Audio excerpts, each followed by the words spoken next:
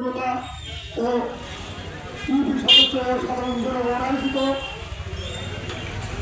3 নং ধারা ইউনিয়ন পরিষদের দুর্নীতি বিভাগ চেয়ারম্যান এনামুল হকের অবসরের দাবিতে বিক্ষোভ মিছিল শেষে সমাবেশে উপস্থিত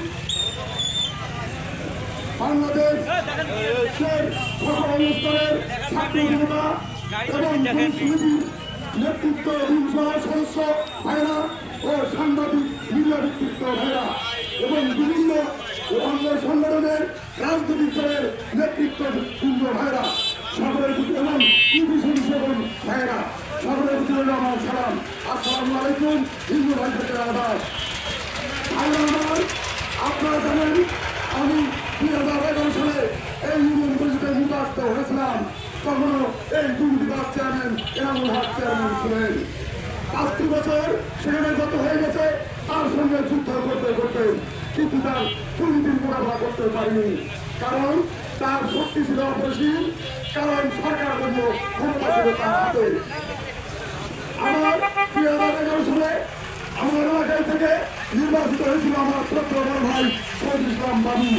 তিনিও কারণে দুর্নীতির শিকার হয়ে 2 বছর পরিষদে আসতে পেরেছিলেন। তারপর আর পরিষদে তার থাকে আসা হয়নি, কারণ তিনি ইউপি সদস্য থেকে কখনোই মূল্যায়ন করেন নাই। তিনি একটি গুন্ডা বাহিনী তৈরি করেছিলেন, সেই গুন্ডা বাহিনী দ্বারা ইউনিয়ন পরিষদ পরিচালিত হইত। আবার 2021 সালে আবারও আমি ইউনিয়ন পরিষদে নির্বাচিত হই। নির্বাচিত হওয়ার পরে চ্যানেল চেয়ারম্যান নিয়ে তার সঙ্গে দীর্ঘদিন কথার মতনৈক্য সৃষ্টি হয়। তারপরে আমি ভোট দিতে বলি, ভোটের মাধ্যমে 3 নং ধারা ইউনিয়ন পরিষদের ইউপি সদস্যরা আমাকে বিপুল ভোটের মাধ্যমে চ্যানেল চেয়ারম্যান নির্বাচিত করেন। আমি চ্যানেল চেয়ারম্যান নির্বাচিত হওয়ার পর ইউপি সদস্যরা সকল দুঃখ আমাকে জানাতেন, আমি এনামুল চেয়ারম্যানের সঙ্গে শেয়ার করতাম। দুর্নীতি বিভাগ চেয়ারম্যান আমি বিএনপি রাজনীতির সঙ্গে সম্পৃক্ত, এই কথা বলে আমাকে হুমকি দিত এবং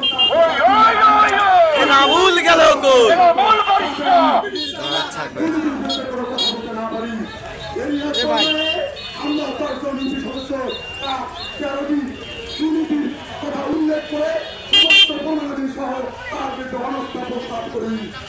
উপপরিচালক কুড়িয়াম বরাবর স্থানীয় সরকার মোতাবেক উপপরিচালক কুড়িয়াম বরাবর অনাস্থা প্রস্তাব করি। তারই ধারাবাহিকতায় রাজহাটুলার সুযোগ্য এবং সৎ নিষ্ঠা প্রাণী সম্পদ অফিসারকে তদন্ত করার দায়িত্ব দেন। দায়িত্ব দেওয়ার পর প্রাণী সম্পদ অফিসার আমাদেরকে চিঠি দেন, কেন এনামুল চেয়ারম্যানের বিরুদ্ধে অনাস্থা আইন করা হবে তার জবাব দাখিল করার জন্য নির্দেশ প্রদান করেন। আমরা তার এই অনাস্থার বিষয়ে 165 অসত্যিকতা সমস্ত প্রমাণাদি সহ সকল প্রমাণ দিয়ে 4 কথার একটি প্রতিবেদন দাখিল করি। এবং পরিষদের দুর্নীতি বিভাগ চেয়ারম্যানকেও দাখিল করতে বলেন। বলার পরে তিনি তদন্ত করে জনসাধারণের কাছ থেকে দেখেন আমাদের অনাস্থা প্রস্তাব করা সঠিক সততা প্রমাণিত হয়। তারই ধারাবাহিকতায় 2009 সালের 19 বিধির মোতাবেক রাজহাট উপজেলা প্রেস ক্লাবে একটি বিশেষ সভার আয়োজন করেন। সেই বিশেষ সভায় আমরা সকলে উপস্থিত হই এবং তদন্তকারী কর্মকর্তা উপস্থিত হন, কিন্তু দুর্নীতি বিভাগ চেয়ারম্যান এনামুল হক উপস্থিত হন না। তদন্তকারী কর্মকর্তা তার সঙ্গে মোবাইল ফুটে যোগাযোগ করেন, উনি মৌখিক সময় চান। আমরা সেই সময় না দিলে তিনি তৎকালীন উপজেলা চেয়ারম্যান জাহিদ সভাপতি বাপ্পি এবং তৎকালীন উপজেলা অফিসার 5 দিন সাহায্যে আমাদের সেই উপজেলা প্রেসক্লাব রাজারহাটের সিদ্ধান্ত ঘটাতেন। তারপরে বেনারা এসে দুর্নীতি বিভাগ চেয়ারম্যানের সঙ্গে মুঠোফোনে কথা বলে ওই উচ্চ স্মারকে 26 তারিখে একটি তারিখ নির্ধারণ করেন। সেই তারিখে আমরা সকলেই যাই, তদন্তকারী কর্মকর্তা যান, দুর্নীতি বিভাগ চেয়ারম্যানের সঙ্গে উপস্থিত হন। উপস্থিত হওয়ার পরে 3 ঘন্টা ব্যাপী সমন্বয় ভিত্তিতে আলোচনা হয়। আমার তারপরে সমন্বয় না সম্ভব না হলে তিনি অভিযুক্ত হওয়ায় 3 নং ধারা ইউনিয়ন পরিষদের আমি চ্যানেল চেয়ারম্যান হিসেবে আমার সভাপতিত্বে উনি আলোচনা শুরু করেন। আলোচনার সমন্বয় সম্ভব না হয় 3 ঘন্টা পর উনি সমন্বয়ের মাধ্যমে ভোটের সিদ্ধান্ত গ্রহণ করেন। ভোটের সিদ্ধান্ত গ্রহণ করার পরে দুর্নীতি বিভাগ চেয়ারম্যান তার ক্ষমতা মেলে ওই প্রাণী সম্পদ অফিসার তদন্ত কর্মচারীদের কথাকে এবং আমাদেরকে হুমকি প্রদান করে ভোট বর্জন করে চলে আসেন। তদন্তকারী কর্মকর্তা অত্যন্ত সৎ নিষ্ঠাবান ব্যক্তি ছিলেন। উনি 2009 সালে স্থানীয় ঘটিকার সময় ভোট গ্রহণ করেন এবং প্রকাশ্য সেই ভোট গ্রহণ করেন। চেয়ারম্যানের বিপক্ষে অর্থাৎ অবস্থার পক্ষে 10টি ভোট সেখানে প্রদান করা হয় এবং অবস্থার বিপক্ষে দুর্নীতি চেয়ারম্যানের পক্ষে 0 ভোট প্রদান হয়। তদন্তকারী কর্মকর্তা তিনি সমস্ত কাগজপত্র কাগজ সহ ইউনো মহোদয় বরাবর বরাবর যথাসময় দাখিল করেন। ইউনো মহোদয় সেই কাগজ তার সাহস দিয়ে জেলা প্রশাসক মহোদয় তৎকালীন বরাবর দাখিল করেন।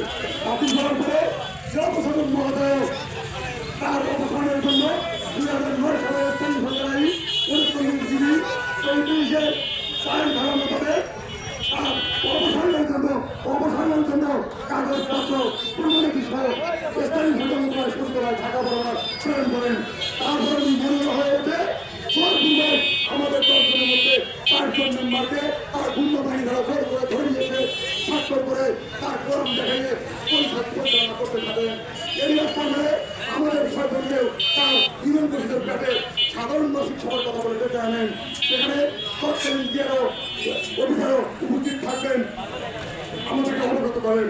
মনে করে তার সঙ্গে আমরা আলোচনা করি এবং অফিসার ইনচার্জ কুড়িগ্রাম মহোদয়ের সাথে প্রধান মহোদয়ের সাথে আমরা আলোচনা করি।